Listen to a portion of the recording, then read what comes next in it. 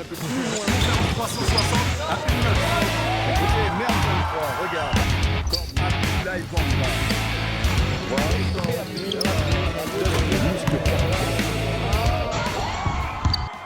Bonjour et bienvenue sur MERM 23. MERM 23, c'est la chaîne de la détente verticale.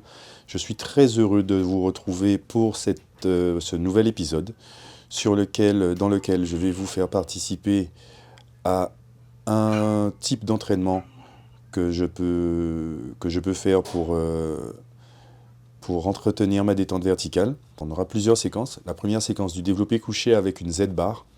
La Z-bar a la particularité d'être en zigzag et elle permet une certaine douceur au niveau de la prise lorsqu'on fait notamment les biceps. Pourquoi je l'utilise ici sur le développé couché ? Parce que le côté incurvé du milieu va me permettre d'aller plus près de la poitrine sans pour autant écraser mon torse. C'est un exercice qui est extrêmement important pour renforcer la ceinture scapulaire, qui permet d'avoir une certaine force lorsqu'on va monter, arracher les bras vers le ciel et monter pour s'élever et aller dunker.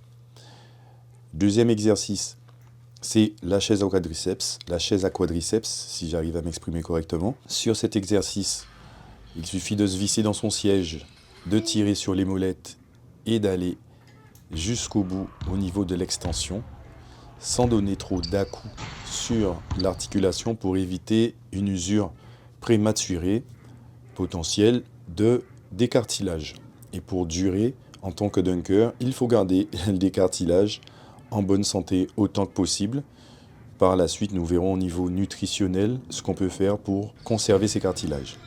Donc ça, c'était la deuxième séquence. Troisième séquence, on va passer sur les abdos MERM type 1.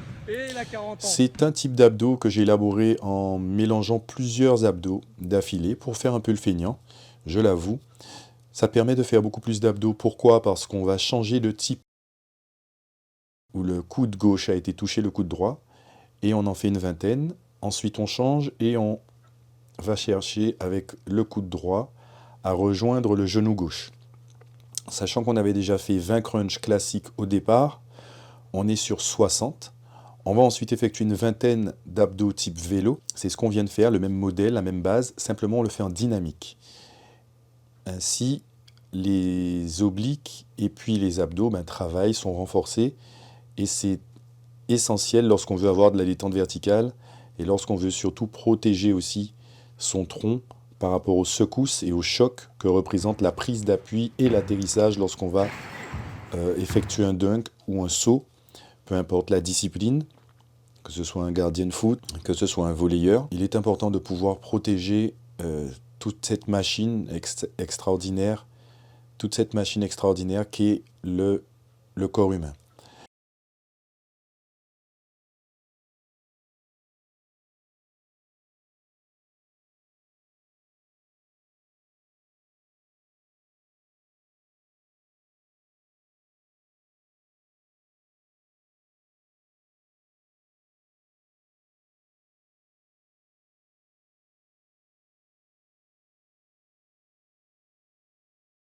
Et pour terminer, une fois qu'on a fait les élévations jambes tendues, je vais y arriver.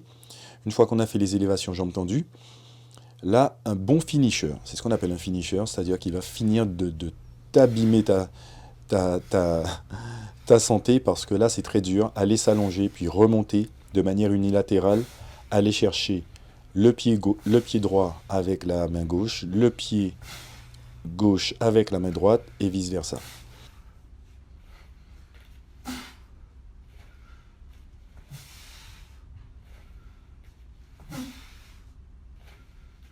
Moi, je suis déjà cuit. On enchaîne ici avec un exercice que j'aime beaucoup. C'est le triceps arc-en-ciel haltère qu'on peut faire à vide, qui permet d'étirer les épaules, de travailler aussi la mobilité des omoplates et donc évidemment de renforcer les triceps extenseurs du bras. Donc là, je l'exécute assis. On peut aussi l'exécuter debout, on verra ça tout à l'heure. Lorsqu'on a fini cet exercice de triceps, on passe sur la prochaine séquence. La prochaine séquence, ce que j'appelle la boule. C'est un nom que j'ai inventé, évidemment. J'ai ma propre dialectique. Et qui consiste à aller travailler le bord externe du bras et donner un certain volume. Donc là, c'était avec 2,16, on monte en Ironman.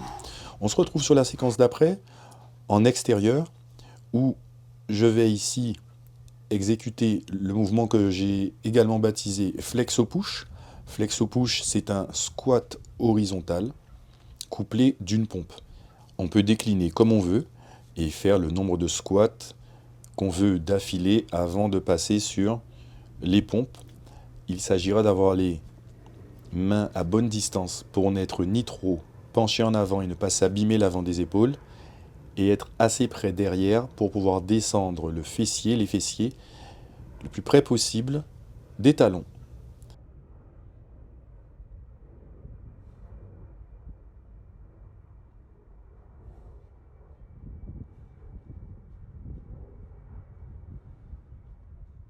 On enchaîne sur la séquence d'après avec de la battle rope, donc corde de combat. Il existe plusieurs modèles de battle rope. Celle-là, c'est une battle rope de taille moyenne qui doit faire 6 ou 7 mètres. Voilà, mais qui permet de travailler l'ensemble de la chaîne antérieure. Quand on parle de chaîne antérieure, il s'agit de tous les groupes musculaires se trouvant à l'avant du corps. Donc là, on passe de l'avant des épaules au biceps, on est sur les pecs, on est sur les abdos, on est sur les muscles transverses parce que c'est un mouvement qui va chercher aussi profondément la contraction.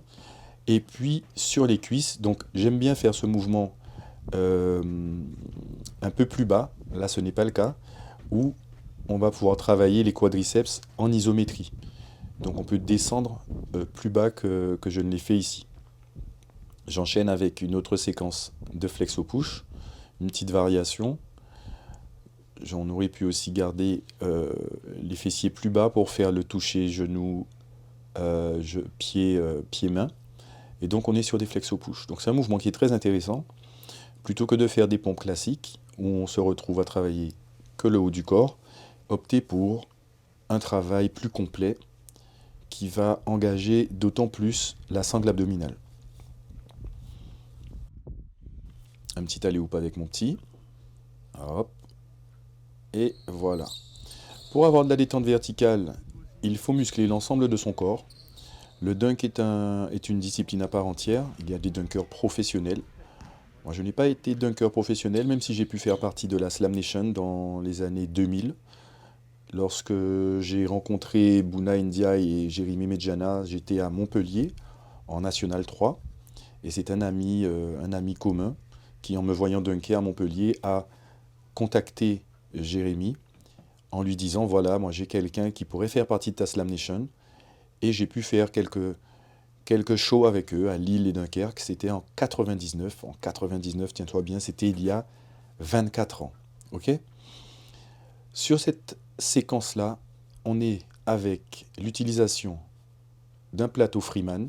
Donc c'est un disque qui sert énormément en psychomotricité et puis surtout en réhabilitation, en récupération après blessure, pardon, je cherche mes mots, lorsqu'on se blesse notamment au niveau de la cheville, genou, hanche, enfin peu importe les articulations, il est très important d'avoir ce genre de matériel à la maison et pouvoir en bénéficier dès que possible. J'ai couplé le travail d'équilibre avec un mouvement qu'on appelle le soldat 3, qui est le fait d'aller tendre la jambe de manière à ce qu'elle soit parallèle au sol vers l'arrière, et avec une montée de genoux vers l'avant. L'élastique va nous permettre de travailler l'arrière des épaules, ok, travailler l'arrière des épaules et travailler également le dos. Donc lorsqu'on va coupler l'ensemble, on a un exercice qui est relativement compliqué, assez frustrant, mais qui est très porteur. Parce que l'ensemble là va aller solliciter la sangle abdominale et va nous permettre de travailler et surtout de travailler l'adaptation de notre corps à différentes situations spatiales. Et c'est l'essentiel lorsqu'on veut pratiquer le dunk. Réussir à se rééquilibrer, réussir à ressentir son corps dans l'espace, ne pas perdre l'équilibre facilement si on est percuté. D'ailleurs, j'ai un des e-books qui se nomme Dunker contre basketteur, où j'ai fait toute une recherche et toute une réflexion sur la différence entre un dunker pur et un dunker en match. Alors moi j'étais un dunker de match. Moi ce qui m'a stimulé pour apprendre à dunker, c'était dunker sur les grands. Dunker sur les grands, dunker en match. Mon action favorite, c'est la claquette dunk en rebond offensif. Je crois que c'est le mouvement que je préfère voir, c'est le geste que je préfère voir au basketball. La claquette dunk en rebond offensif, sur rebond offensif. L'alley-oop en deuxième position. Et dans les deux cas, j'aime lorsqu'il y a un défenseur en dessous. Voilà. Plus que les figures pures, je suis de ceux qui aiment dunker en match. En match. Placer un 3-6 en match, placer un dunk arrière en match, placer un Byron Davis en passant sous le panier pour éviter un défenseur, comme vous pouvez voir dans le générique ou dans certaines des séquences de dunk que je vous mets régulièrement. Ce sont les mouvements qui pour moi sont les plus extraordinaires, les plus spectaculaires à voir, et je m'entraîne en ce sens. Donc dans mes entraînements, il y a toujours la notion de choc potentiel au sol. C'est pourquoi il faut travailler au niveau abdominaux, au niveau des obliques, au niveau des muscles profonds, donc des muscles transverses, travailler le dos, travailler les épaules, travailler l'assise au niveau des mollets, des quadriceps, des ischios, le renforcement des articulations, des chevilles, des rotations de hanches, du rachis. Et c'est tout ce travail que je vais vous décliner et que je vais vous expliquer de A à Z sur cette chaîne MERM23, spécialiste et expert en détente verticale.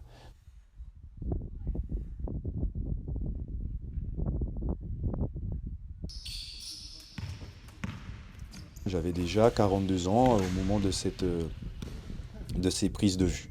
Une variation par rapport à ce que j'ai fait tout à l'heure, là on est sur squat, que je précise, l'élastique rouge a une résistance bien moindre que l'élastique noir. Comme j'étais en équilibre sur un plateau Freeman, j'avais décidé d'utiliser l'élastique rouge. Là, l'élastique noir, en étant stable sur une position de squat, me permet d'avoir plus de contraintes au niveau du grand dorsal et de travailler déjà plus en force sur ce mouvement dynamique de MP, qui est un terme en karaté, lorsqu'on ramène le coude vers l'arrière avec le poing au niveau de l'abdomen. On se retrouve sur une séquence qui est le triceps arc-en-ciel haltère debout. Cette fois, vous vous rappelez qu'en début de séance, je vous ai présenté ce même exercice, mais assis.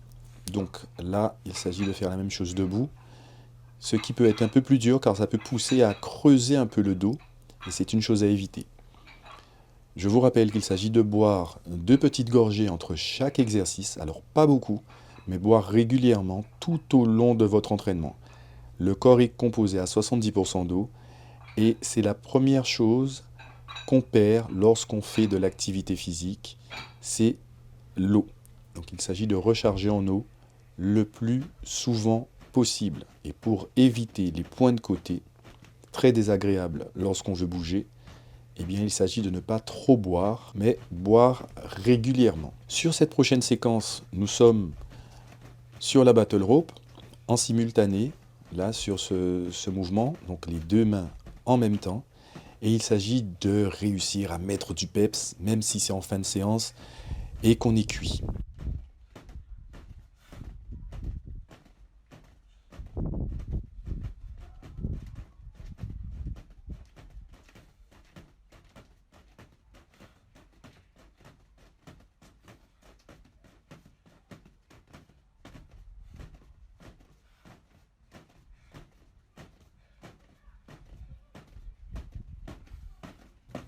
Hydratation, comme je le disais, 2 petites gorgées entre chaque exercice. Il ne peut y avoir de meilleurs conseils lorsqu'on pratique de l'activité sportive. Ici, sur le développé couché avec la Z-bar, j'ai décidé d'aller tendre les jambes en oblique pour solliciter la sangle abdominale pendant le travail sur la ceinture scapulaire, sur les pectoraux. C'est un mouvement qui est déjà réservé à un public avancé et que je déconseille aux débutants. Je déconseille également de charger énormément la barre lorsqu'on fait ça, parce qu'il y a trop de contraintes au niveau des disques intervertébraux et on risque une blessure.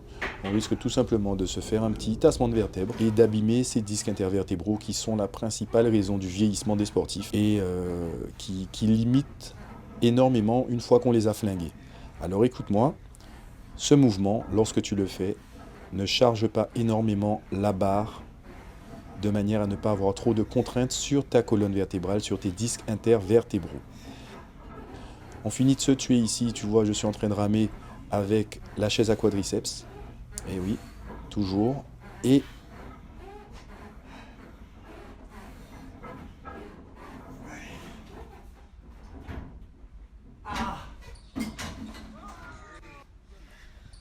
prochaine séquence, détraction biceps. Biceps, donc au niveau de la prise, tu vois que mes paumes de main sont face à moi, donc c'est une prise en supination, et ça va engager les biceps, donc les muscles fléchisseurs du bras. Et dernière petite variation, abdos à la chaise romaine, avec montée de genoux simultanée et montée jambes tendues simultanée. Ça aussi, ça tue bien comme il faut. L'idée est d'en faire une cinquantaine. Voilà, une cinquantaine. Cet entraînement-là avait été très dur, je m'en rappelle. Et je te préconise de regarder ces mouvements qui vont te permettre de gagner en jump, de gagner en détente verticale.